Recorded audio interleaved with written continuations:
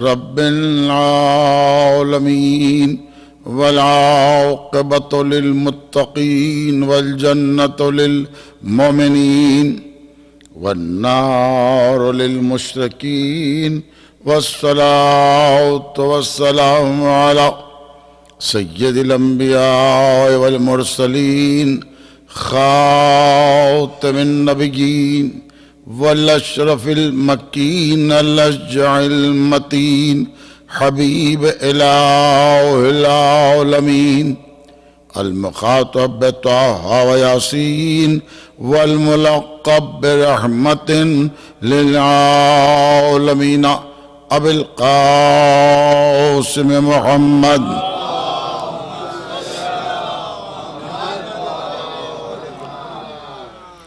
ولا سيما على ابن عمه وخليفته في أمته أمير المؤمنين ويعصوب الدين وقائد الغر المحجلين وقاتل المشركين ومقاتل الناكسين والمعرقين والقاسطين مصداق كل شيء أحصيناه في إمام مبين ويعصو بالدين والإيمان كلمة الرحمن باب الأمن والأمان السابق بالإحسان والشاهد بالإيمان كاسر الأصنام والأوثان الذي زوج على العرش بخير النسوان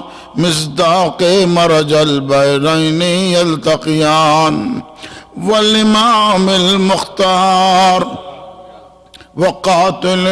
والإمام المختار وقاتل المنافقين والكفار قسيم الجنة والنار والصاحب ذي الفخار مصداق قول النبي المختار لو أعطينا الراية غدا رجلا كرارا غير فرار. ایک صلوات پڑھیں بذرا.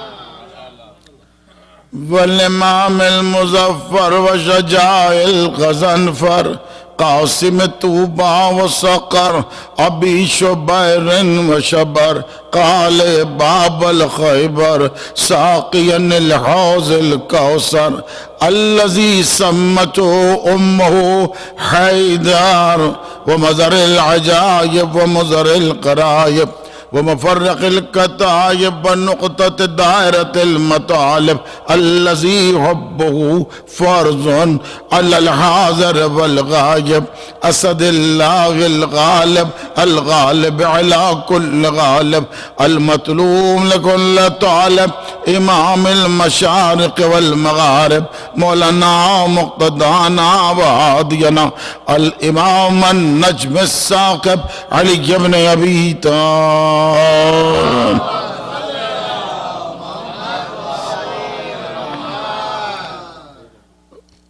وآلهم الطيبين الطاهرين واللعنة الله على أعدائهم أجمعين إلى يوم الدين. أما بعد فقد قال الله سبحانه وتعالى في محكم كتابه ومتقن خطابه وقوله الحق سنريهم آياتنا في الآفاق وفي أنفسهم حتى يتبين لهم أنه الحق. صلوات پڑھیں.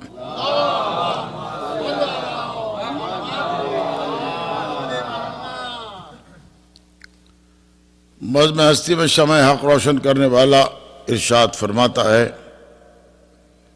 کہ ہم عنقریب ان کو اپنی نشانیاں دکھلائیں گے،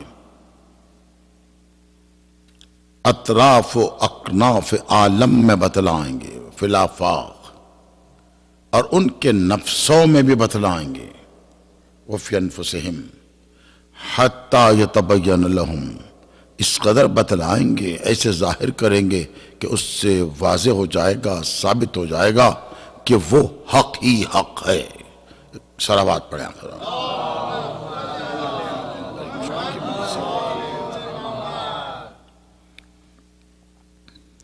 عزیزان ایمان، کل ہم نے اس آیے مبارکہ کی روشنی میں کچھ گفتگو کی تھی، آج بھی کچھ باتیں آپ حضرات کی خدمات میں عرض کیا جائے گا، کی جائیں گی باتیں۔ عرض یہ کرنا ہے کہ اللہ نے وعدہ کیا ہے کہ ہم اپنی آیتیں یعنی نشانیاں دکھلائیں گے۔ اب وعدہ غلط نہیں ہوتا، اور پھر یہ نہیں کہ کسی ایک مقام پر ہم اپنی کوئی ایک نشانی بتلائیں گے، بلکہ سارے عالم میں، اس کے اطراف و اکناف عالم میں، اور یہ نہ سمجھیں کہ صرف اطراف و اکناف عالم میں بتلایا جائے گا، خود ان کے نفسوں میں بتلایا جائے گا کہ حق کیا ہے۔ بتلانا اس کا کام، ماننا ہمارا کام۔ وہ اگر طاقت کے زور پر منوائے تو پھر لا اکراہ فی الدین کی نفی لازم آئے گی۔ وہ تو سب بتلا دے گا، واضح کر دے گا، اور اس کے بعد اللہ نے پھر اعلان کیا قد تبین الرشد من الغی، ہدایت کو بغاوت سے الگ کر کے بتلایا کہ ہدایت کیا ہے، بغاوت کیا ہے، حق کیا ہے، باطل کیا ہے، نور کیا ہے، ظلمت کیا ہے، یہ سب بتلا کے اب اختیار دے دیا۔ تم کو اختیار ہے، چاہو تو نور کی طرف جاؤ، چاہو تو ظلمت کی طرف جاؤ، چاہو تو حق کی طرف جاؤ، چاہو تو باطل کی طرف جاؤ، مگر یاد رکھو حق کی طرف جاؤ گے تو نتیجہ حق پر نکلے گا، باطل کی طرف جاؤ گے تو باطل پر نتیجہ نکلے گا۔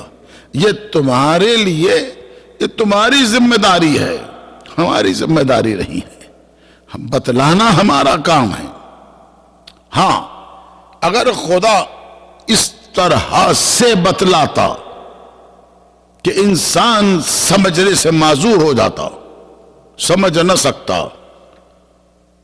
ایسی مشکل ہوتی کہ انسان کے فہم میں کوئی بات نہیں آ سکتی ہوتی، تو بات کہنے میں آتی تھی پروردگار تو نے کہا کہ میں بتلاؤں گا، ظاہر کروں گا، لیکن ہمارے تو سمجھ میں نہیں آ رہا ہے، ہم کوئی بات ہی تو نہیں سمجھ نہیں سک رہے، یہ ایسے کیسے بتلا دیا؟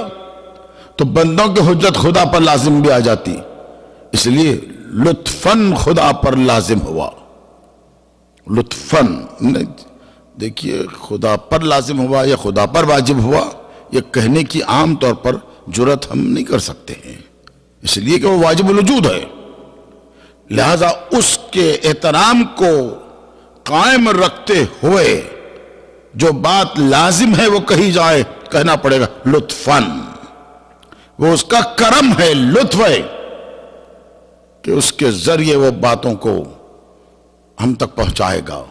اب پہنچوانے کے لیے، پہچانے، دیکھیے ہمارے پاس پہنچانے کے لیے اللہ نے کام کیا، رسولوں کو بھیجا۔ کان الناس امۃ واحدہ، یہ انسان کے لیے ہے، فبعث اللہ مبشرین ومنذرین، دیکھو یہ تمام انسان ایک امت تھے، اللہ نے بشارت دینے والوں کو بھیجا، ڈرانے والوں کو بھیجا، اور پھر آخر میں کہا وَأَنزَلَ مَعَهُمُ الْكِتَابَ، اور پھر کتاب کو بھی نازل کیا، لِيَحْكُمَ بَيْنَ النَّاسِ فِيمَا اخْتَلَفُوا فِيهِ، تاکہ حق پر فیصلہ کیا جا سکے، کتاب کو بھی نازل کیا۔ تو اب یہاں سے اب اندازہ کیجئے کہ خداوند عالم نے سارے انبیاء کو بھیجے، تنہا انبیاء کو نہیں بھیجا، انبیاء کے ساتھ ساتھ کچھ صحیفے بھی بھیجے، کچھ کتابیں بھی بھیجی، اور سارے انبیاء کے آخر میں جو آخری نبی تشریف لائے حضرت محمد مصطفیٰ صلی اللہ علیہ وآلہ وسلم،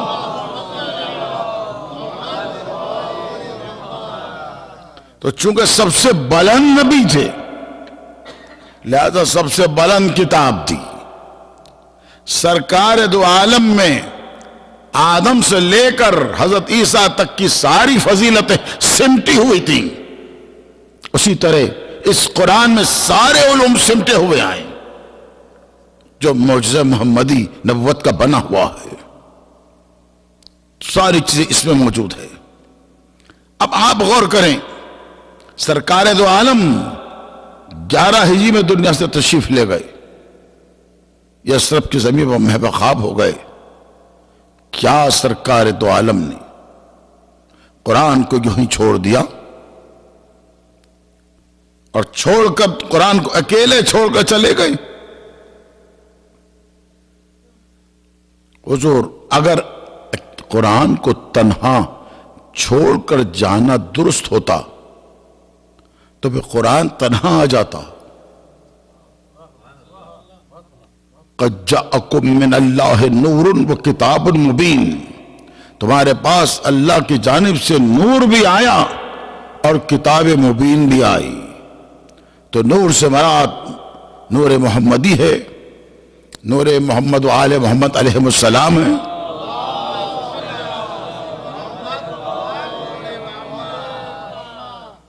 اب حضور آپ غور کریں کہ قرآن تو چھوڑ دیا، اب نبی تشریف لے جائیں تو کیا یہ سیرت نبی سے امید رکھ سکتے ہیں، توقع رکھ سکتے ہیں کہ ایسا ہوگا کہ قرآن کو چھوڑ کر جائیں؟ نبی کی سیرت تو یہ تھی، اس کا جز کل علم میں نے عرض کیا تھا چلتے چلتے ایک دوسرے موضوع کے سلسلے میں عرض کیا تھا کہ نبی اعظم ہجرت کر کے مکے سے جا رہے تھے تو اپنے بستر کو تنہا نہیں چھوڑا، بستر کو لاوارث نہیں چھوڑا، اور یہ بھی بتا دیا کہ اس بستر پر ہر ایک نہیں آ سکتا، صرف ایک آ سکتا ہے۔ تو آپ غور کریں گے جب بستر کو تنہا نہیں چھوڑا تو کیا قرآن کو تنہا چھوڑے گا نبی؟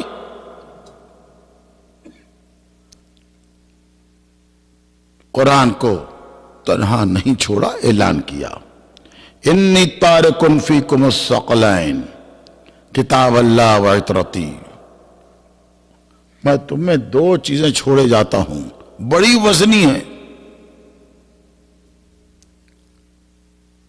اللہ کی کتاب اور میری عطرت، یہ 2 چیزیں چھوڑے جا رہا ہوں۔ تو معلوم ہوا قرآن کو قرآن کے وارث کے ساتھ چھوڑا،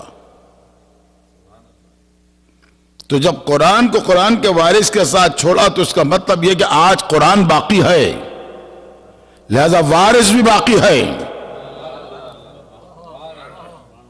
یہ ضروری نہیں ہے کہ وارث نظر آئے، حقیقتاً وارث کا نظر آنا ضروری نہیں ہے۔ حضور یہ قرآن ہے آپ کے سامنے، لیکن یہ حقیقی قرآن نہیں ہے۔ میرے لفظوں کا ذرا مطلب غلط نہ نکالا جائے، ہے قرآن مگر یہ ایک مکتوبی قرآن ہے، کتابی۔ مثلاً یہ امام باڑہ ہے، سینٹر ہے معصوم، میں نے سوچا ذہن میں یہ معصوم سینٹر ہے، ذہن میں بات آئی، سارا سینٹر ذہن میں آ گیا، ذہن اتنا سا سارا سینٹر مگر آ گیا، میں نے لکھ دیا معصوم سینٹر، اور بچے کو دیا، ایک بچہ بھی اٹھا کر لے جا سکتا ہے. آپ دیکھ رہے ہیں، بچہ بھی اٹھا کے لے جا سکتا ہے. یہ مکتوبی صورت ہے، تو اس میں ضرورت نہیں کہ اٹھانے والے میں بڑی طاقت ہو.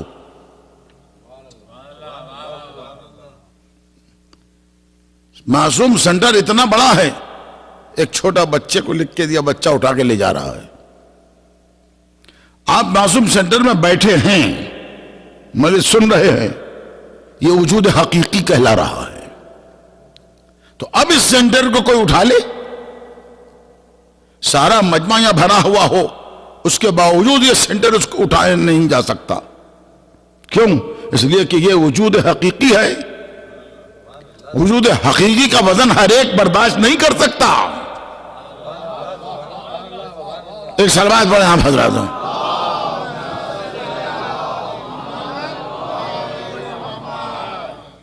تو اب قرآن کے سلسلے میں عرض کروں، خدا نے اعلان کیا لو انزلنا هذا القرآن على جبل لرأيته خاشعا متصدعا من خشية الله. اگر ہم یہ قرآن پہاڑی پر نازل کر دیے ہوتے تو پہاڑی کے ٹکڑے اڑ جاتے. خشیت الہی سے پہاڑی کے ٹکڑے اڑ جاتے. تو یہ مطلب کیا ہے؟ یعنی قرآن اپنے اصلی وجود کے ساتھ نازل کیا جاتا پہاڑی پر بھی، تو پہاڑی اس کے وزن کو برداشت نہیں کر سکتی. اب غور فرما رہی ہے؟ تو اب اور دنیا والے کہیں کہ نہیں یہ بات درست نہیں ہے، تو پھر حضور لو انزلنا هذا القرآن على جبل لرأيته خاشعا متصدعا من خشية الله، پہاڑی کے ٹکڑے اڑ جاتے. اگر جو میں عرض کر رہا ہوں وہ صحیح نہیں ہے تو پھر کتنے حافظان قرآن ہیں؟ سارے کا سارا قرآن ان کے ذہنوں میں ہے. ان سب کو لائی، ان سے کہیے کہ جہاں گورنمنٹ کو راستہ بنانا ہو اور درمیان میں کوئی پہاڑی آ جائے تو حافظان قرآن کو بلا لیا جائے کہ قرآن پھوک پھوک کے راستے بناؤ. ساری دنیا کے ہزاروں نہیں لا تعداد حافظان قرآن عمر بھر پھونکتے رہیں گے، ایک کنکری اپنے مقام سے ہٹ نہیں سکے گی. جبکہ قرآن کا دعویٰ ہے لو انزلنا هذا القرآن على جبل لرأيته خاشعا متصدعا من خشية الله. تو یا تو پھر یہ غلط ہے یا تو پھر بات کو سمجھنے کی ہے. تو معلوم جب مکتوبی قرآن کی بات آئے تو پھر وہ اثر نہیں ہوتا، نہ وزن ہوتا ہے.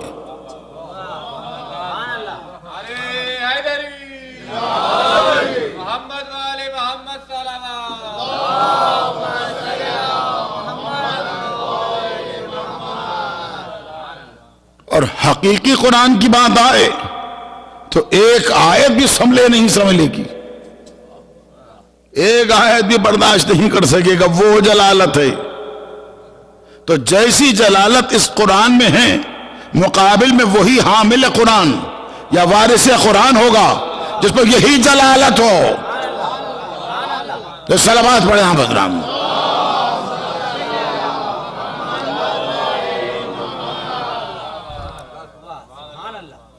اس میں یہی جلالت تو وہی ہو سکتا ہے حامل قرآن.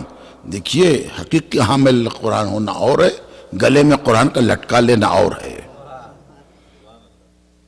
گلے میں قرآن لٹکنے سے کچھ نہیں ہوتا. حضور ایک جنگ میں ایک شخص جہاد کر رہا تھا، اس کا ہاتھ کٹ گیا. وہ کٹا ہوا ہاتھ اور وہ تلوار لے کر مولا کائنات کی خدمت حاضر ہوا کہ مولا میرا ہاتھ قطع ہو گیا ہے، اگر یہ درست ہو جائے تو میں اور پھر اللہ کے راہ میں جہاد کروں گا. کہ قریب بلایا، اس کا کٹا ہوا ہاتھ کٹے ہوئے حصے سے لگایا، کچھ پھونک دیا، ہاتھ سالم ہو گیا. میں تو سمجھتا ہوں اور زیادہ طاقتور ہو گیا. پھر نکلا وہ جہاد کرنے کے لیے. کوئی صاحب تھے ادھر، انہوں نے آ کے کہا کہ یا علی آپ نے اس کو اچھا کر دیا. ہاں ہم دیکھ رہے تھے آپ کچھ آہستہ آہستہ پڑھ رہے تھے، براہ کرم آپ ہمیں تعلیم کر دیجئے، ہم پڑھ لیں۔ تو کیا کرنا چاہتے ہو؟ ہم بھی زخموں کو دور کرتے پھریں گے، جدا چیزوں کو جوڑتے چلیں گے۔ کہا کہ نہیں، میں صرف بسم اللہ الرحمن الرحیم میں نے پڑھا۔ کہا بس؟ کہاں بس اتنا ہی؟ ایسے تو کچھ بھی نہیں ہوگا۔ کیوں نہیں ہوگا؟ بہت کچھ ہوگا، مگر وہ زبان تو چاہیے۔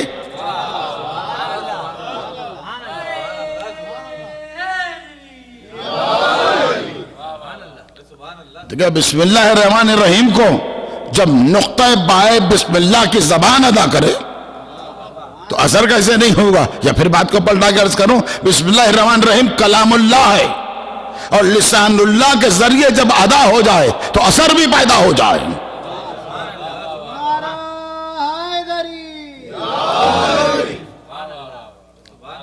تو صرف قرآن کے یاد کر لینے یا قرآن کے گلے میں لٹکا لینے سے فائدہ نہیں ہوتا ہے۔ اور اسی قرآن نے کہا، اس قرآن کے ذریعے کلما بہ الموتیٰ، اس قرآن کے ذریعے میتوں سے کلام کیا جا سکتا ہے۔ دیکھیں حافظان قرآن کسی میت سے کلام کریں، جی جناب کسی قبرستان میں جا کر کہیں آپ جا کے سارا قرآن پڑھیے، اب وہ کوئی میت اٹھے گی؟ کسی کلام کر سکیں گے؟ ارے قریب سے کہیں اگر سانپ گزر جائے تو قرآن چھوڑ کے بھاگیں۔ دیکھا ہے ہم نے؟ ارے میدان میں ہم نے نہیں دیکھا ہے، تھوڑی رسول موجود ہیں، کہہ رہے ہیں کہ رک جا، رکتے نہیں تھے۔ اتنے بڑے محافظ تھے رسول، وہ محافظ کی موجودگی میں میدان سے دور چلے گئے تو ٹھیک ہے قرآن بھی ہے محافظ، مگر محافظ حقیقی تھا وہ، آپ چھوڑ کے چلے گئے۔ تو یہ لوگ صرف حافظ بننے سے نہیں ہو سکتا۔ تو حضور یاد رکھیے، قرآن کو حفظ کر لینا کافی نہیں ہے، حافظ قرآن بن جانا کافی نہیں ہے۔ تو آپ پھر کہیں گے پھر کیا بنے؟ تو وہ جو بننا ہے وہ ہر ایک کی بس کی بات نہیں ہے۔ بس یوں عرض کروں، دیکھیے کتنے لوگ ایسے ہیں کہ اس زمانے میں قرآن کو یاد کر کے سناتے ہیں۔ تو ایسے لوگوں کو دنیا کیا کہتی ہے؟ حافظ قرآن۔ لیکن کیوں حافظ قرآن کہہ رہی ہے؟ یہ اس لیے کہ جو قرآن جو نازل ہو چکا ہے اس کو یاد کیا اور سنا رہے ہیں تو یہ حافظ قرآن ہیں۔ لیکن تاریخ کے دامن میں ہم نے یہ بھی دیکھا کہ نزول قرآن کے پہلے کسی نے قرآن سنایا؟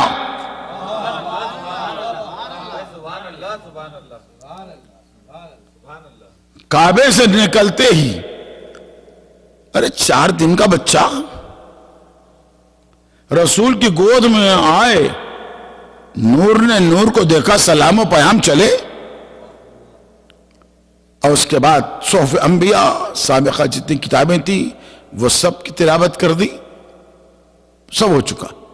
قرآن کی بھی مکمل تلاوت کی، حالانکہ قرآن نازل نہیں ہوا تھا۔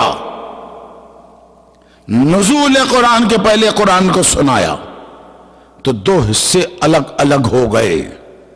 ایک قرآن نازل ہونے کے پہلے جو قرآن یاد کر کے سنائے وہ الگ ہے، نازل ہونے کے بعد یاد کر کے سنائے وہ الگ ہے۔ جو نازل ہونے کے بعد یاد کر کے سنائے وہ حافظ قرآن، اور جو نزول قرآن کے پہلے قرآن سنائے وہ محافظ قرآن۔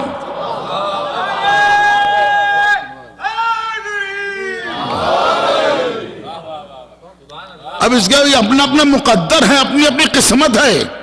کسی کے ہاتھ میں حافظ کا دامن ہے، کسی کے ہاتھ میں محافظ کا دامن ہے۔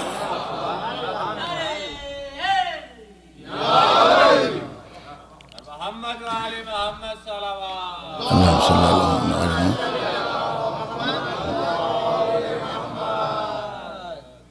آپ غور فرمائیں،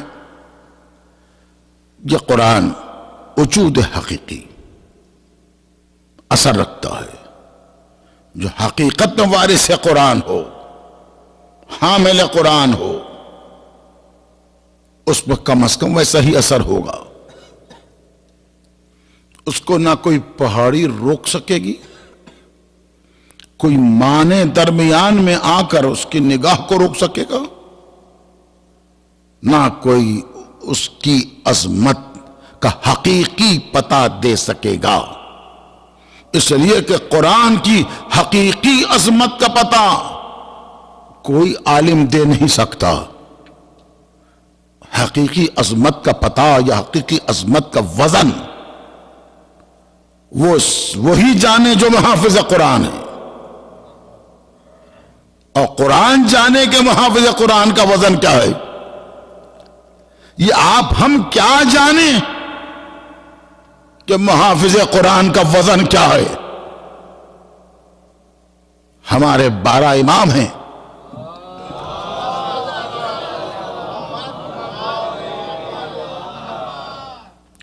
اور ہم 12 امام کے ماننے والے ہم شیعہ اثنا عشری کہلاتے ہیں.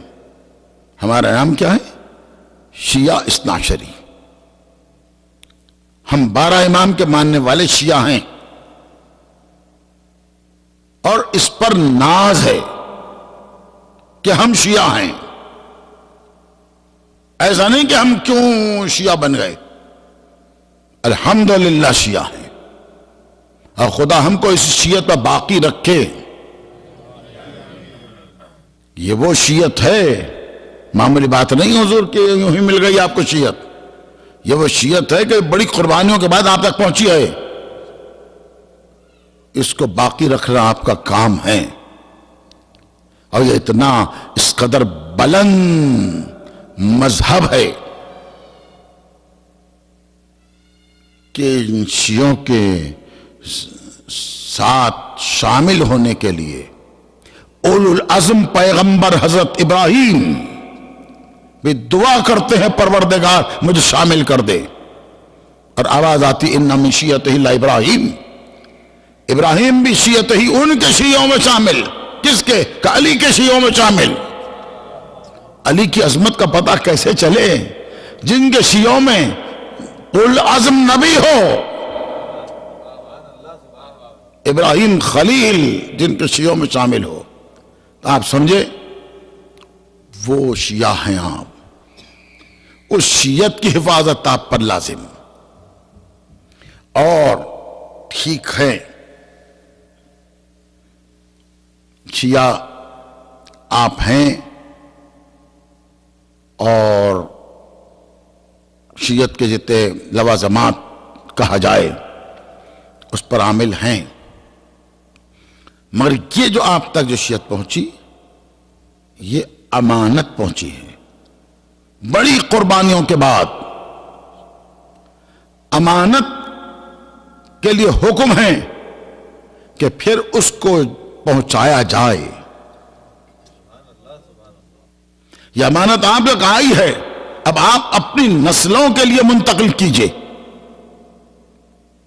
اور نسلوں کے لیے منتقل کرنے کے معنی یہ ہے اپنے بچوں کو سکھائیں کہ شیعت کیا ہے، ہم شیعہ کیوں ہیں، اور شیعت کی عظمت کیا ہے. شیعوں کو آپ اپنی شیعت کو بتلائیں اپنے بچوں کو، ورنہ یہی بچے آپ سے کل سوال کریں گے کہ ہم علی کو کیوں مانیں، ہم فلاں کو کیوں نہ مانیں، ہم اہل بیت کو کیوں مانیں، فلاں فلاں فلاں کو کیوں نہ مانیں. یہ سوال ہوگا. ہم ہاتھ کھول کر نماز کیوں پڑھیں، ہم دوسرے طریقے پر کیوں نہ پڑھیں. یہ سوال ہونا دلیل ہے کہ آپ نے اس کو تعلیم نہیں دی. تو حقیقی اسلام شیعت یعنی حقیقی اسلام، حقیقی اسلام کی تعلیم دیجئے. اس کے لیے ضروری نہیں ہے کہ جس آپ وطن میں جس آپ شہر میں رہتے ہیں وہ شہر اسلامی ہو، کیسا بھی وطن ہو، اکثریت کسی کی ہو، صرف گھر اسلامی بن جائے. ایک صلوات بڑے عام حضرات.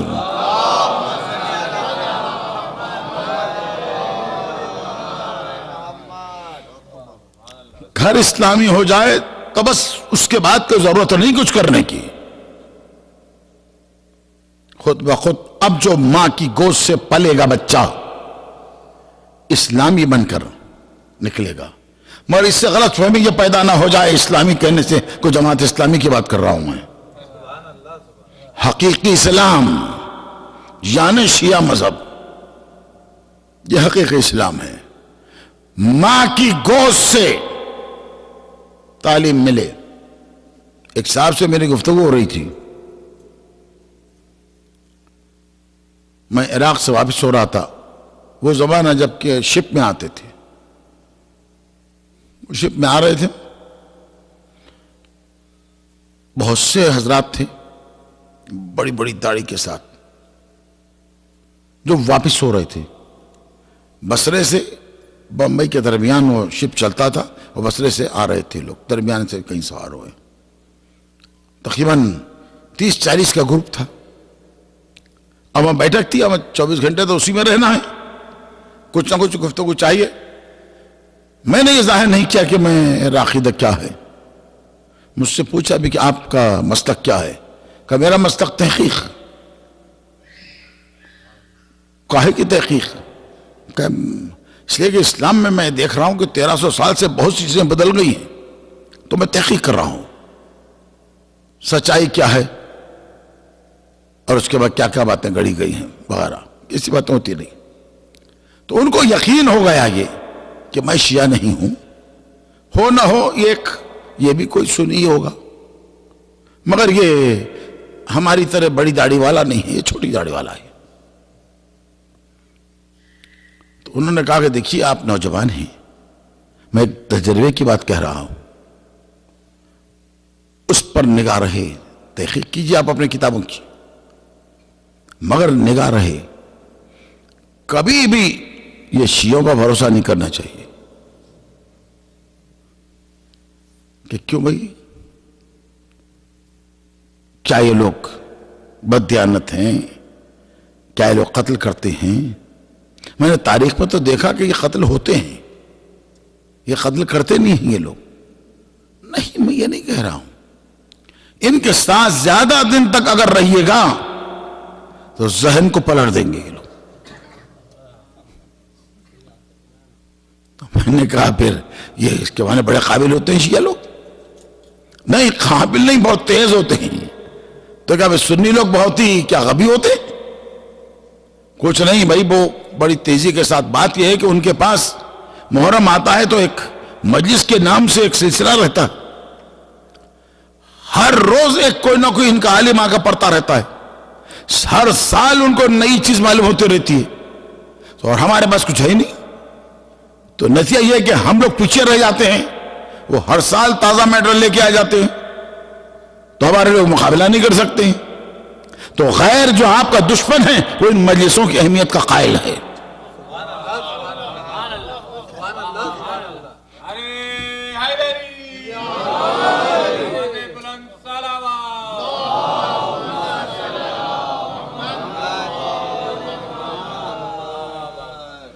اور حقیقت یہ ہے کہ ہماری مجلسیں ہی وہ ہیں کہ جن کی وجہ سے ہمارا مذہب قائم ہے. اور یہ احسان شہزادی زینب کا، اب تھوڑا سا وقت لوں گا، میں بھی مسائل پر نہیں آیا ہوں، مگر آپ یہ دیکھیں اسی کی گفتگو کا آخری حصہ. مگر مجھ سے کہا بابا آپ یاد رکھیں، یعنی بابا بمانے صاحبزادے، بابا آپ یاد رکھیں یہ جو شیعہ لوگ ہیں تیز تو ہوتے ہی ہیں، مگر ان میں ان شیعہ مردوں سے زیادہ شیعہ عورتیں خطرناک ہوتی ہیں. تو میں نے کہا آپ کے خاندان میں کوئی شیعہ عورتیں ہیں؟ کہ نہیں. پھر کیسے معلوم ہو گیا؟ ارے ہمیں تو معلوم ہے. یہ دیکھیے یہ جتنے شیعہ مرد ہیں کسی نہ کسی ماں کا بیٹا ہے، اور شیعہ عورتیں جب ان کی گودی میں بچہ ہوتا ہے اس وقت سے سبق سکھاتی ہیں، یا علی کہو، یا علی کہو، یا علی کہو۔ بچپن سے اس قدر یا علی کا سبق پڑھا دیتی ہیں کہ دنیا کس قدر کوشش کرے مگر وہ یا علی کو چھوڑتے نہیں ہیں۔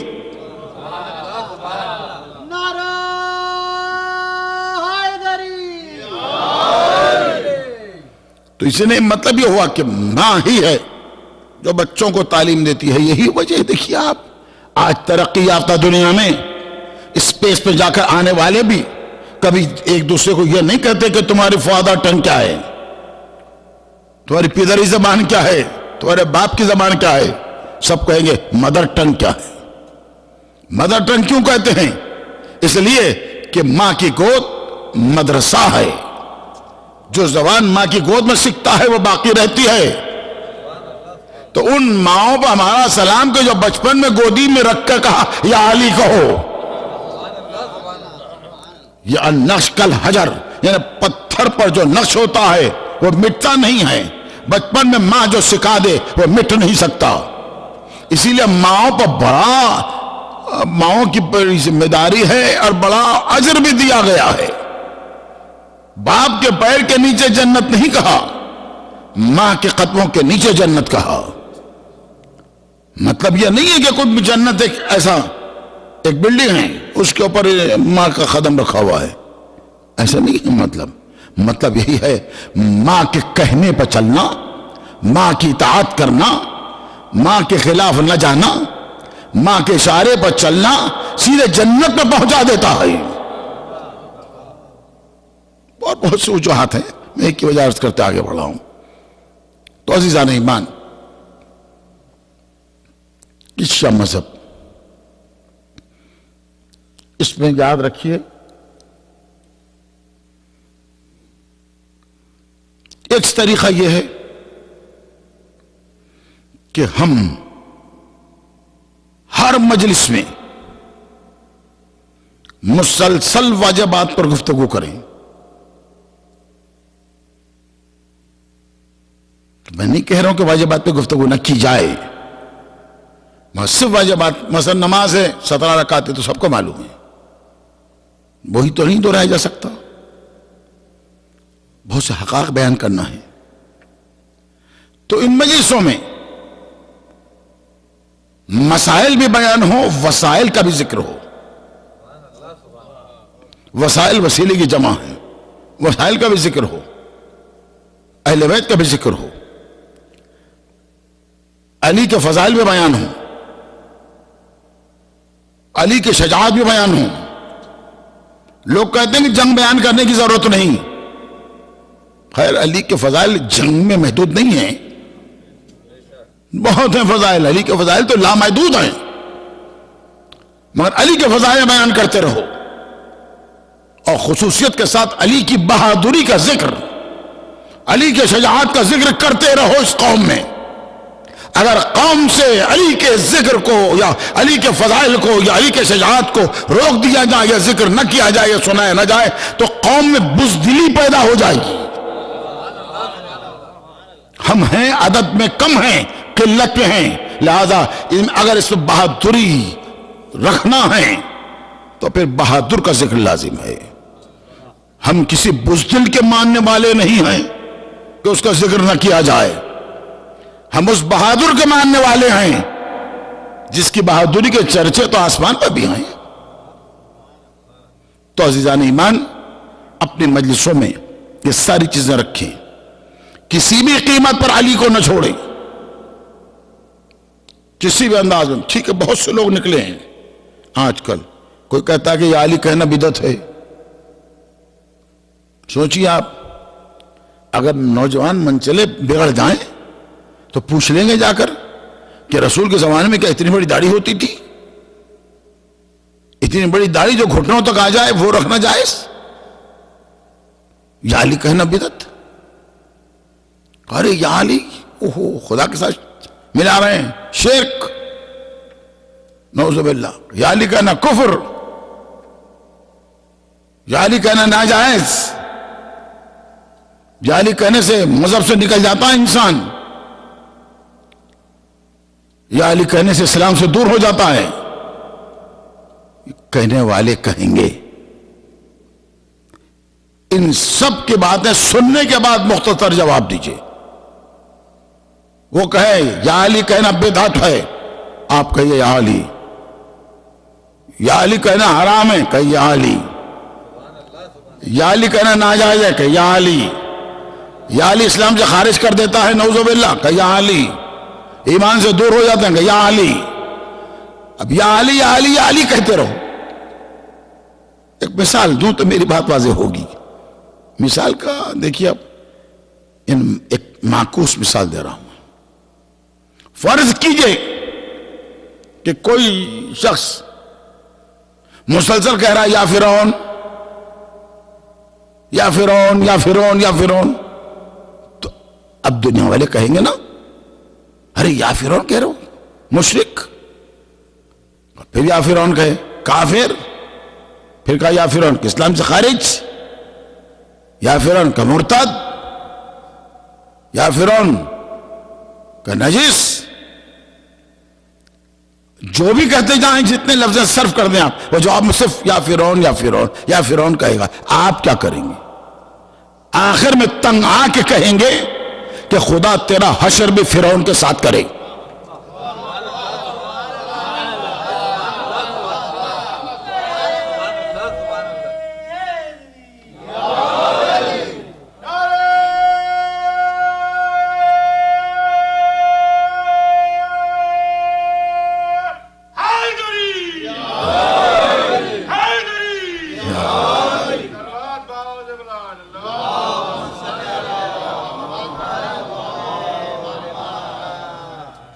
بس بات کو پلٹا دیجئے. یا علی کہیں بدعت تو کوئی یا علی. یا علی کہنا حرام کا یا علی. یا علی کہنا شیر کا یا علی. یا علی کہنا اسلام سے خارج کرتا کا یا علی. یا علی کہنے والا نجس کا یا علی. اس قدر یا علی کہو کہ آخر میں دشمن بھی کہے بد دعا دے کہ خدا تیرا حشر بھی علی کے ساتھ کر دے. آپ بات کو سمجھ رہے ہیں؟ یہ علی کے فضیلت کو سمجھ رہے ہیں آپ؟ علی کے موضوع کو دشمن ہم کو بد دعا دیتا ہے تو دعا بن کے لگتی ہے ہم کو.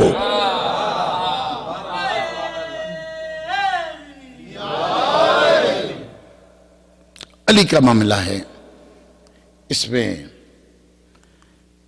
وہ فضائل کہ جو مولا کائنات کے سلسلے کے وہ عرض نہیں کیے جا رہے ہیں. میں عرض کر رہا ہوں کہ حفاظت اس مذہب کی ضروری ہے. میں صاف لفظوں میں کہنے کے موقف پہ ہوں کہ کسی شیعہ باپ کی اولاد ہونا ناز کے قابل نہیں.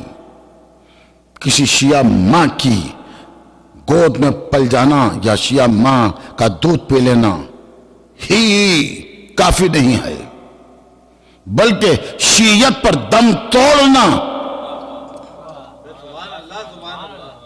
شیعت پر دم توڑنا ضروری ہے. دیکھیں ماں باپ سے شیعت آ گئی انسان پلٹ سکتا ہے. اسی لیے دعا علماء کرتے ہیں کہ پروردگار ہمارا خاتمہ علی کی محبت میں فرمائے. اس لیے کہ یہ شیعت کو باقی رکھنا ہے، اب معمولی بات نہیں حضور. یہ شیعت کو، علی کی محبت کو باقی رکھنا ہے، اور اس کی عظمت یہ ہے. سوچئے مجھے تو کہیں نہیں ملا. مولانا بیٹھے ہیں مولانا منتظر مزید صاحب، شاید ان کو واقف ہو، ان سے پوچھئے کہ کہیں یہ ہے کہ میں اللہ کو ایک مانتا ہوں. تو کہا اچھا اللہ کو ایک مانتے ہو تو جاؤ، جیسے اللہ کو ایک مانا جا کر اپنی ماں کا شکریہ ادا کرو. کوئی روایت تو نہیں ملی مجھے. محمد رسول اللہ کا کہ ماں کا شکریہ ادا کرو، کر رہی. علی ولی اللہ کہا. علی کے فضیلت آتے ہی یہ نام آتے چہرہ باغ و بہار بن گیا. تو روایت آئی جیسا ہی خوشی ہو جاؤ ماں کے پاس. کہو اے مادر گرامی تم نے میرے باپ کی امانت پہ خیانت نہیں کی ہے، اس لیے میں علی کے پاک ذکر پر خوش ہو رہا ہوں.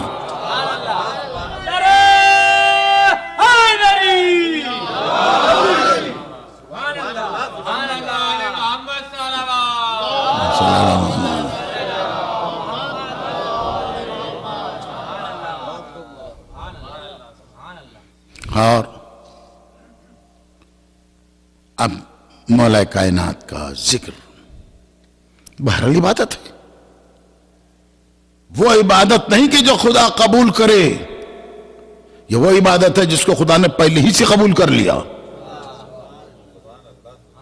یہ علی کہے میں قبول کروں۔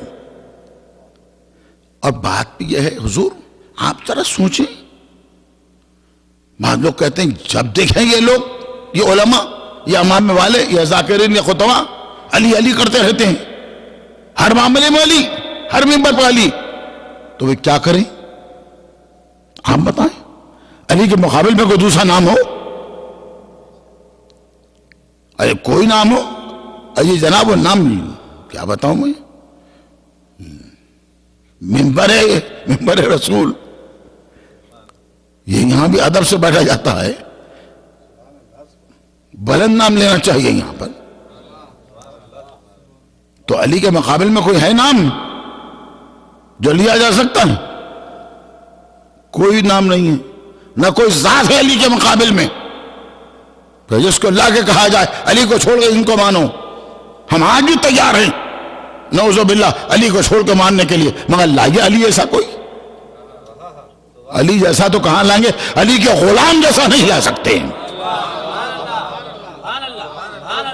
علی کے کنیز جیسی کنیز نہیں لا سکتے کوئی، تو علی جیسا کیسا لائیں گے؟ اور ہم سے کہیں تم ملاؤ علی جیسا، تو ایک نہیں دو علی لائیں گے، دو نہیں 5 علی لائیں گے، 5 نہیں 12 علی لائیں گے، 12 نہیں 14 علی لے کر آئیں گے۔ در بدر پھر کر نہیں لائیں گے، ایک ہی در سے بار بار ہے در کو لائیں گے۔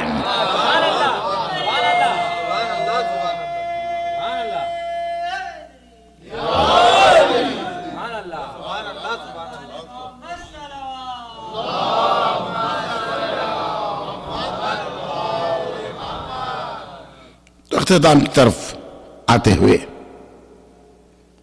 یہ عرض کروں، یہ دور آخری دور ہے،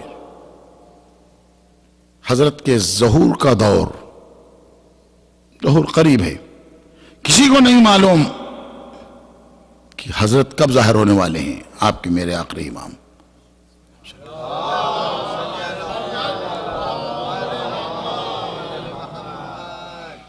جہاں یہ آخری دور میں اپنے اعمال کو درست کر لینا ہے، تو اعمال کو درست کرنے کے پہلے اپنے عقائد کو درست کر لینا ہے۔ عقائد کے بغیر اعمال وہابی بنا دیتے ہیں۔ میں کوئی سخت لفظ تو نہیں بھول گیا؟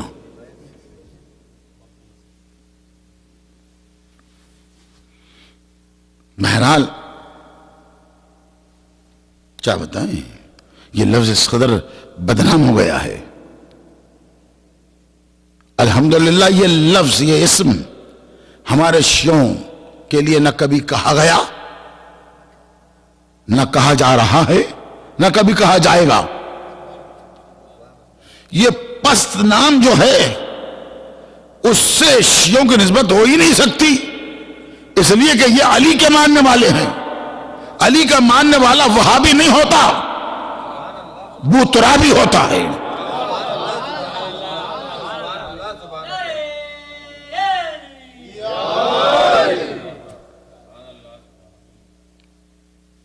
کیا بتائیں حضور،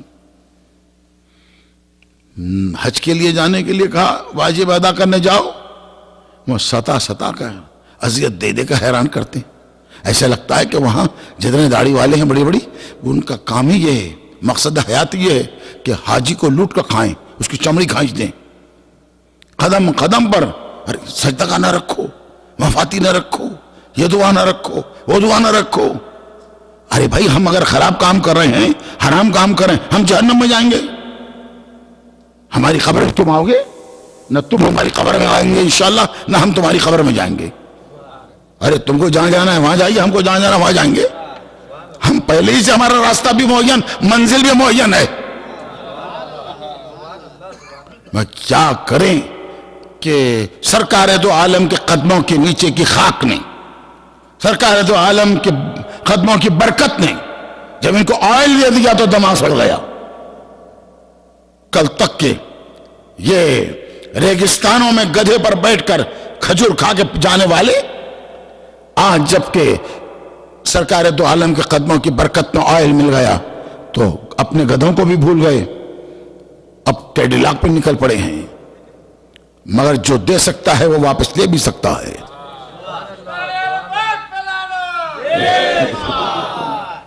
یاد رکھیے، یہ آج کیڈیلاک آج ہے، بہترین سوٹ ہیں، سب کچھ ہے، سل ہو جائے گا تو پھر وہی گدھے پر بیٹھ کے نکلیں گے ہاتھ میں کھجور لیے ہوئے۔ تو عجیب ان لوگوں میں اس قدر، جو بھی حج کر کر آئے، ایک حاجی تو بتائیں آپ کہ آ کر تعریف کر رہا ہو، ارے وہاں بھی کیسے اچھے ہوتے ہیں، سعودی کیسے اچھے ہوتے ہیں۔ ایک بھی تعریف، نہ بچہ نہ بچی نہ بوڑھا نہ جوان نہ عورت نہ مرد، کوئی تعریف نہیں کرتے، ہر ایک کہتے ہیں کہ قدم قدم پر عزت دی ان لوگوں نے۔ اور ہم کون ہیں جب وہاں جائیں؟ ان کے مہمان نہیں ہیں، اللہ کے مہمان۔ اللہ کے مہمانوں کو عزت دینا ان کی سیرت ہے۔ اب غور فرما رہے، میں نے کیا عرض کیا ہے، اللہ کے مہمانوں کو عزت دینا ان کی سیرت ہے۔ اللہ کے حبیب کو عزت دیتے رہے، اللہ والوں کو عزت دیتے رہے تو پھر اللہ کے مہمانوں کو بھی عزت دیں گے۔ ان کے خون کا اثر ہے، اسی لیے کہا گیا، صحیح غلط ہے آپ ہی سوچیں، جب بھی کہا گیا تو کہ سعودی یہودی، اور حضرت کے ظہور کے آخری علامتوں میں کی علامت ہے کہ آخری زمانے میں مکے اور مدینے پر یہودیوں کا قابو ہو جائے گا۔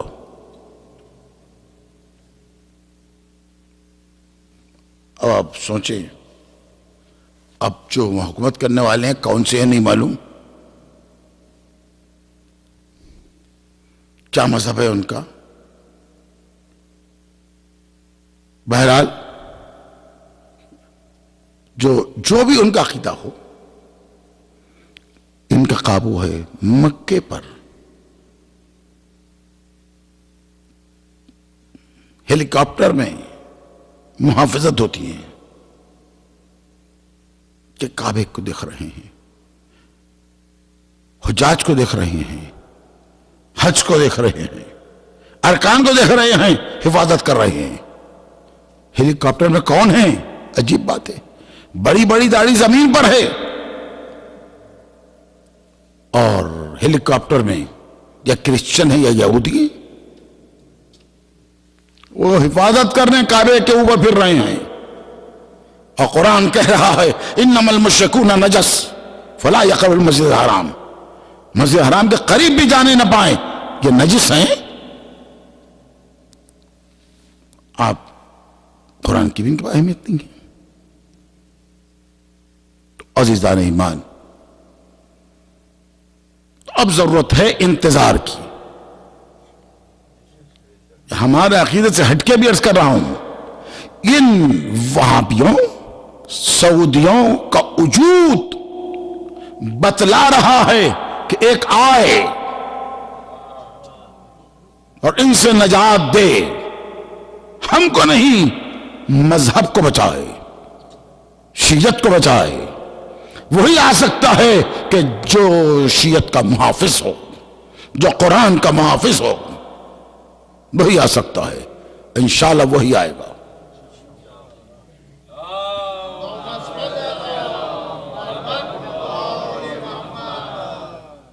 انشاءاللہ حضرت ظاہر ہوں گے تو آپ تمام حضرات خدمت میں پہنچیں گے اور خدمت کا شرف حاصل کریں گے۔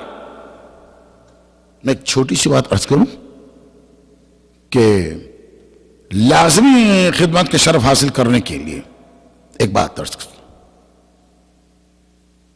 کہ ہمیشہ یاد رکھو، درود پڑھو،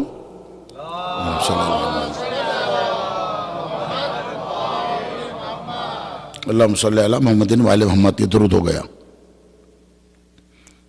ایک تو روایت یہ ہے کہ اگر جمعے کے دن کوئی 100 مرتبہ، یعنی ایک تسبیح 100 دانے ہوتے ہیں نا، ایک تسبیح اگر کوئی جمعے کے دن 100 مرتبہ درود پڑھ لے اللہم صلی علی محمد و علی محمد، یعنی صرف اللہم صلی علی محمد نہیں، اگر اللہم صلی علی محمد کہیں گے تو پھر عذاب نازل ہوگا ہم پر.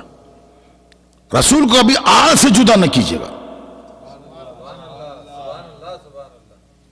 آل کے ساتھ رکھیے. اللہ رسول نے خود فرمایا اللہم صلی علی محمد و علی محمد، یہ کہیے 100 مرتبہ کا. اگر کوئی جمعے کے روز 100 مرتبہ یہ پڑھے گا اللہ 80 سال کے گناہ معاف کرے گا. یہ تو گناہ معاف کرنے کی بات ہوئی. دوسرا جملہ سنیے جو اصل عرض کرنا چاہ رہا ہوں. لیکن اگر کوئی جب بھی درود پڑھے، جب بھی صلوات پڑھے، یا خصوصاً ظہر کی نماز کے بعد یا دن میں کبھی روزانہ جب بھی درود پڑھے اللہم صلی علی محمد و علی محمد، تو اس کے بعد کہے وَعَجِّلْ فَرَجَهُمْ، وَعَجِّلْ فَرَجَهُمْ، اس کے ساتھ اگر کوئی پڑھے، خواہ مرد ہو یا عورت، خداوند عالم یقینی طور پر 12 امام کا اس کو خادم بنائے گا. صلی اللہ علیہ وسلم اجل فرجہم.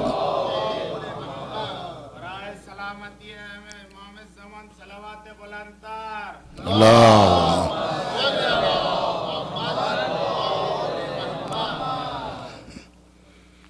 تو حضور یہ خادم ہو جائیں گے انشاءاللہ تعالی. مگر اتنا یاد رکھیے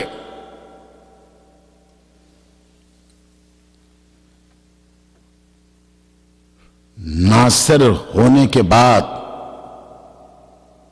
بھی خطرہ باقی ہے، امتحان لیا جائے گا.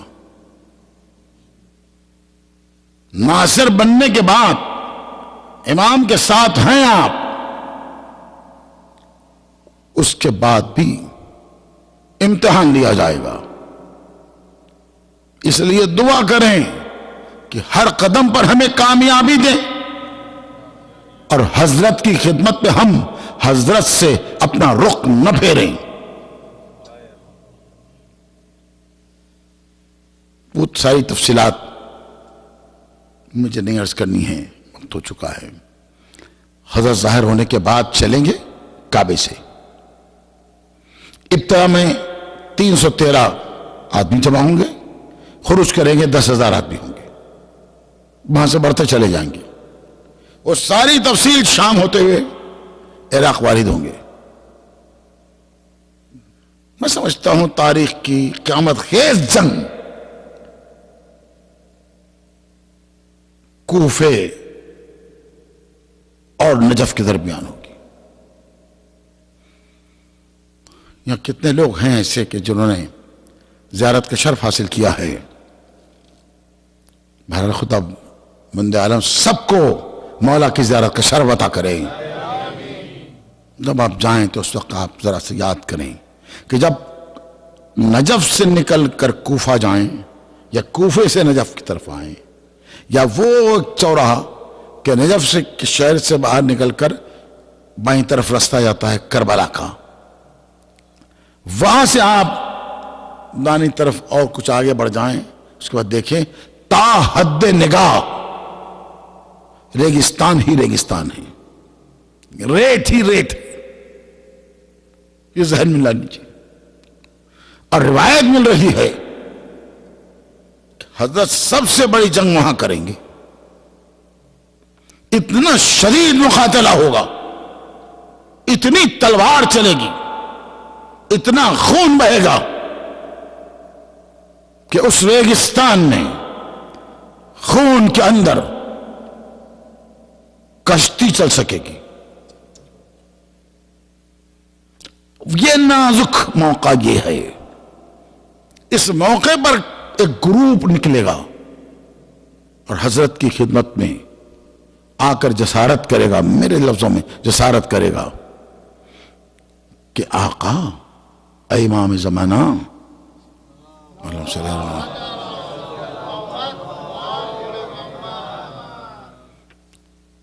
ایسی جسارت ہے کہ کیا آپ کے دل میں رحم نہیں ہے؟ استغفر اللہ. یہ کون لوگ ہیں کہنے والے؟ یہ ناصر ہیں، ناصروں میں سے آئے گا گروپ. یہ کہ آپ کے دل میں رحم نہیں ہے. بہت آسان ترجمہ میں نے کر دیا ہے. کیا کیوں؟ اتنے انسان مارے جا رہے ہیں اور آپ کو رحم نہیں آتا؟ اتنا خون؟ آپ فرمائیں گے یہ کہنے والے جتنے ان سب کو ادھر بلایا جائے، ایک طرف کیا جائے گا. ایک روایت سے 400، ایک روایت سے 4000 ہوں گے وہ ایک طرف.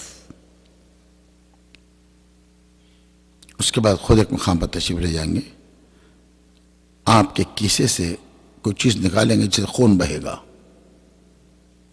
فرمائیں گے اب تک مظلوم کے خون کے ایک قطرے کا بدلہ نہیں نکلا ہے. اور اس کے بعد یہ جتنے لوگ ہیں حکم دیا جائے گا ان سب کو قتل کر دو. ناصر ہیں، ساتھ آئے ہیں، رحم آ رہا ہے ان کو. وہ جو قتل ہو گئے مقتولین پر، یاد رکھیے امام کا قاتل بھی جہنم میں، امام کا مقتول بھی جہنم میں. ختم کر دو ان کو. تم کو رحم آ رہا ہے؟ خیال نہیں؟ کربلا کے غریبوں کا خون یاد نہیں؟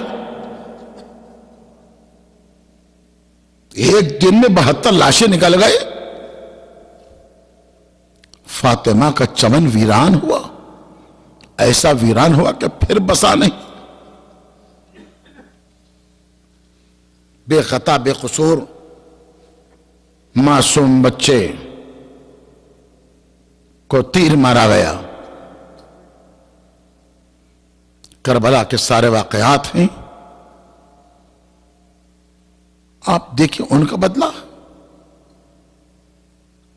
یہ جو لوگ مارے گئے کچھ نہ کچھ خرابی تھی اس لیے مارے جا رہے تھے یا مارے جائیں گے.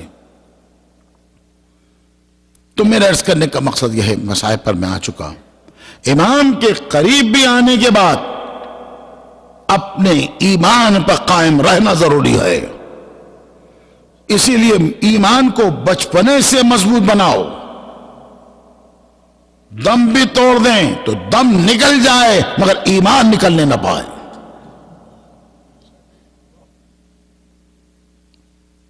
اہل بیت کے چاہنے والوں، انتقام کے لیے آپ کا امام بے چین ہے. جس طرح آپ کا امام بے چین ہے اسی طرح آپ کے پاس رہنے والی ذوالفقار بے چین ہے. ذوالفقار جب وقت آ جائے گا ظہور کا تو خود بخود نیام سے باہر آئے گی اور ذوالفقار بولنے لگیں گی قم باذن اللہ یا حجت اللہ. اللہ کے حکم سے آپ اٹھیں. اب آپ سوچیں کہ کتنا زیادہ خود حضرت پہ اثر ہے، حضرت کے اوپر کتنا اثر ہے. اگر آپ سمجھنا چاہیں تو زیارت ناہیہ پڑھیے. جس انداز میں آپ کے امام نے سلام کہا ہے اسے سلام پڑھتے جائیں تو آنسو چلے آ جائیں. کس کس موقع پر سلام کہا ہے آپ کے امام نے زمانہ نے. ایک سارا مقتل ہے. کربلا میں پھر بھی صبح سے شام تک مرد مارے گئے، شہید ہوئے. مرد تھے، جنگ ان سے تھی، مگر زینب سے تو جنگ نہیں تھی، چھوٹی بچی سے تو جنگ نہیں تھی، شہزادیوں سے تو جنگ نہیں تھی. کس اعتبار سے اس چھوٹی بچی کو تماچے مارے گئے؟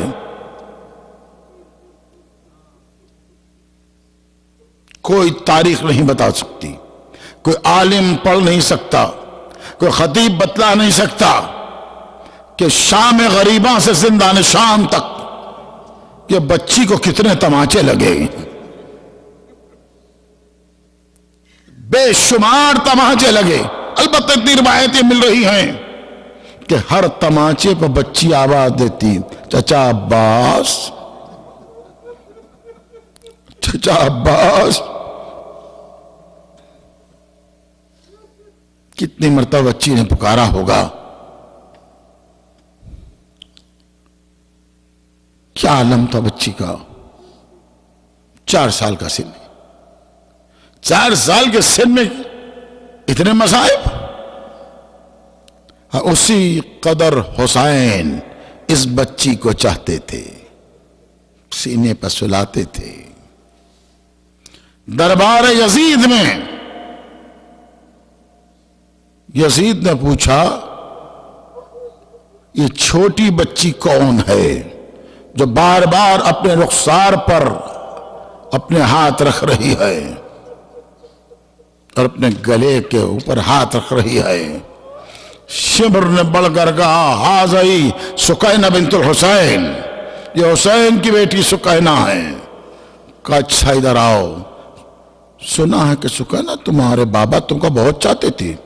کہاں یزید میرے بابا مجھے بہت چاہتے تھے، تو یہ معلوم ہے شام غریباں سے چلی ہوں میں کربلا سے، اس وقت سے صرف ریتی بسوتی ہوئی آ رہی ہو۔ لوگ رونے لگے تو فوراً پریشان ہو کر کہا اپنے رخسار پر ہاتھ کیوں رکھتی ہو؟ کہا اتنے تماچے مارے میرے رخسار نیلگو ہو گئے، میرے کان زخمی ہو گئے۔ کہ گلے پر ہاتھ کیوں رکھتی ہو؟ کہ اتنی سختی کے شدت کے ساتھ رسی باندھی ہے، میرا دم گھٹ رہا ہے یزید۔ کہ رسی کو ڈھیلا کیا جائے۔ اس ظلم کی وجہ سے دربار میں رونے کا شور اٹھا۔ ایک مرتبہ یزید نے سب کے ذہنوں کو پلٹانے کے لیے کہا کہ ایک ایسی بات کی جائے کہ جو عمل میں نہیں آ سکتی۔ ایک مرتبہ کہا اچھا سکینہ تمہارے بابا تم کو بہت چاہتے تھے، ذرا ادھر دیکھو۔ کپڑا ہٹایا، دست طلا میں حسین کا سر رکھا ہوا تھا۔ یہ کس کا سر ہے؟ کہا یہ میرے بابا کا سر ہے۔ اپنے بابا کو بہت چاہتے ہو نا، اور تمہارے بابا بھی بہت چاہتے تھے، اپنے بابا سے کہو کہ گودی میں آ جائیں۔ مجھے کہنا تھا بچی نے اپنے پھٹے ہوئے کرتے کے دامن کو پھیلایا اور پھیلا کے کہا بابا یزید میری محبت کا امتحان لے رہا، میری گود میں آ جاؤ بابا۔ حسین کا سراوا میں بلند ہوا، بچی کی گودی میں آ گیا۔ بچی نے رخسارے پر رخسارہ رکھ کے کہا بابا میرے رخسار نیلگو ہے بابا۔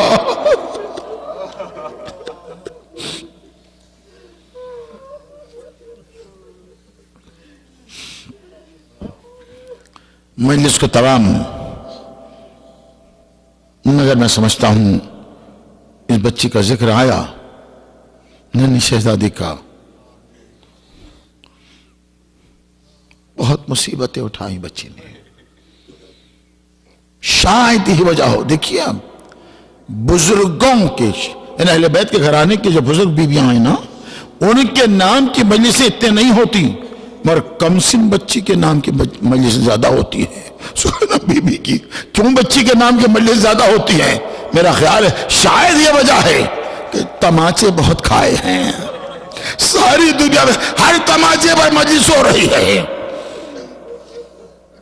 بی بی بہت مصیبت اٹھائی آپ نے۔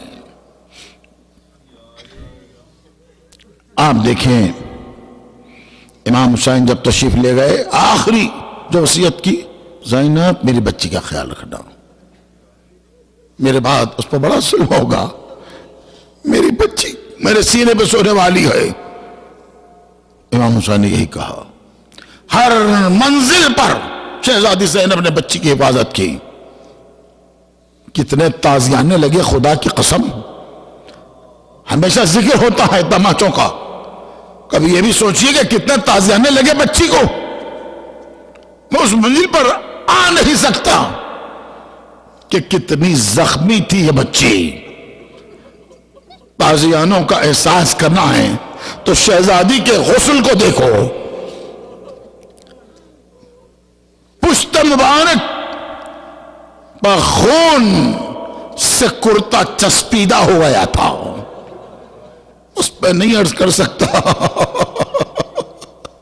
غسل کے وقت غسل دینے میں جناب زینب تھی، چیخ نکل گئی۔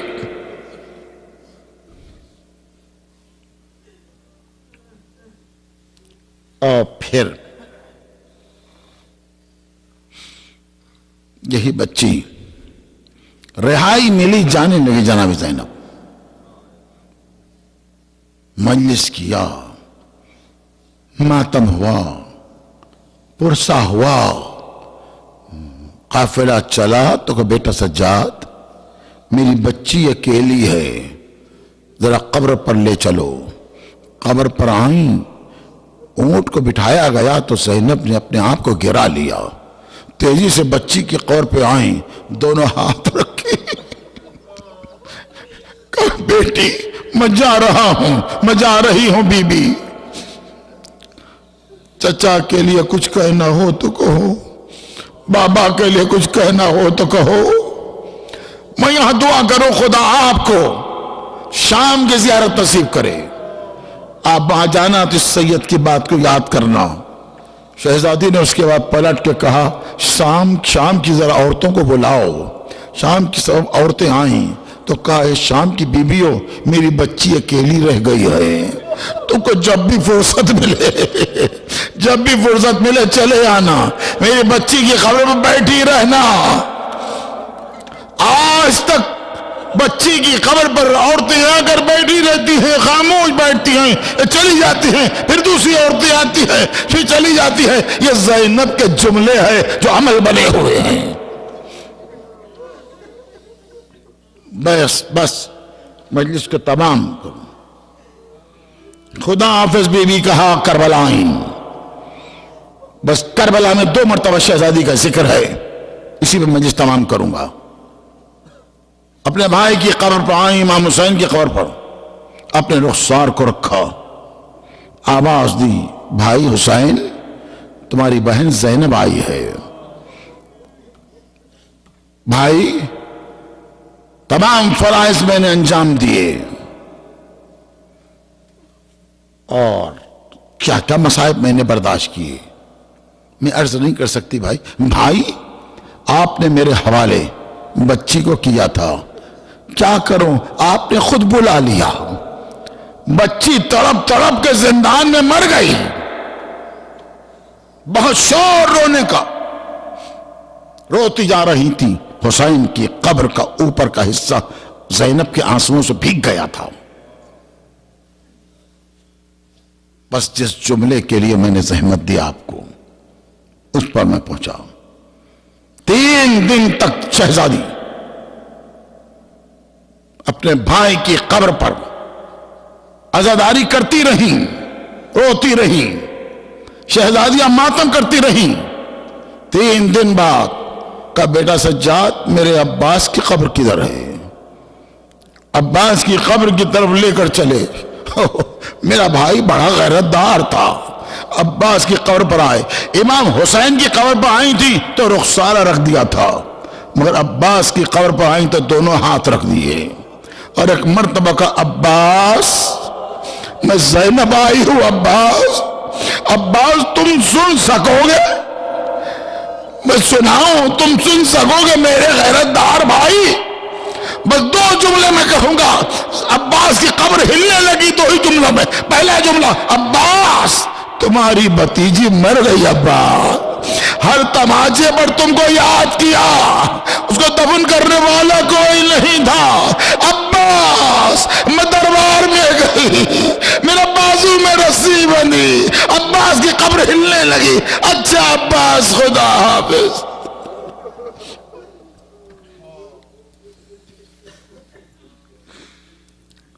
وَسَيَعْلَمُ الَّذِينَ ظَلَمُوا أَيَّ مُنقَلَبٍ يَنقَلِبُونَ إِلَٰهِي وَسَيِّدِي وَمَوْلَايَ اغفر لأوليائنا وكف عنا أعداءنا واجعل من نازعنا وزر كلمة الحق واجعلها العليا وادحس كلمة الباطل واجعل السفلى إنك على كل شيء قدير۔ پروردگار تجھے واسطہ کربلا والوں کا، جتنے حاضرین ہیں ان کے حاجات کو بھر لاؤ، کوئی بیمار ہوں ان کی شفا عطا فرما، کوئی مقروض ہو ان کے قرض کو ادا فرما۔ پروردگار ہم تمام کو حسین ابن علی کی زیارت کا شرف عطا فرما۔ پروردگار تجھ کے واسطہ کربلا والوں کا، کربلا و نجف جتنے مومنین و مومنات ہیں ان کی جان مال آبرو کی حفاظت فرما، ہمارا خاتمہ اہل بیت کی محبت فرما، قائم آل محمد کے ظہور میں تاجیل فرما، ہم کو ان کے ناصروں میں شمار فرما۔